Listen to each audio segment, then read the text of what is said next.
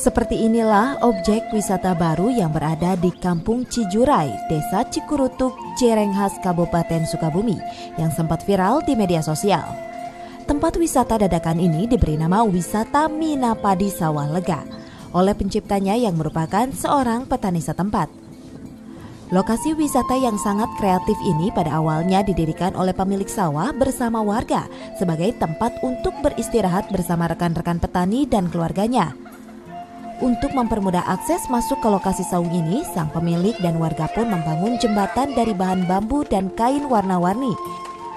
Dari pembangunan saung ini justru malah mampu menjadi sebuah objek wisata yang kini banyak dikunjungi oleh para wisatawan untuk sekadar duduk dan beristirahat sambil menikmati keindahan hijaunya pesawahan kawasan Sukabumi. Di objek wisata ini, pengunjung kerap kali melakukan selfie ria dengan latar belakang lahan persawahan di atas jembatan bambu yang lengkap dengan background para petaninya yang sedang beraktivitas. Kreasi ini sendiri, modal saya sendiri, bikin saya sendiri. Awalnya ini kan saya bikin saungnya awal satu, saya konsep lagi nambah di dua, dikarenakan kan dari segi modal kagak ada, makanya dibikin saya sendiri ini selama 3 bulan saya sendiri bikin, gak pernah dikulikan kepada orang siapapun, saya yang bikin. Terus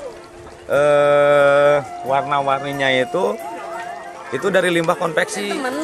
Kebetulan teman kan dekat sini rumahnya, masih daerah sini. Nah, terus lihat suasananya begini gimana? Ya enak lah, indah gitu. Adem gitu, sejuk, soalnya kan dekat pesawahan, jadi enak aja buat tempat main, pas lah. Nah, lokasi seperti ini apakah baru pertama kali ada di Sukabumi atau gimana? Sukabumi emang baru sih ya, kalau di sawah kayak gini baru. Pada masa liburan saat ini, saung dari bambu ini pun kerap kali didatangi oleh puluhan wisatawan yang ingin menikmati saung dan jembatan setapak yang terbuat dari bambu. Dari Cirenghas, Kabupaten Sukabumi, Iqbal Bakar melaporkan.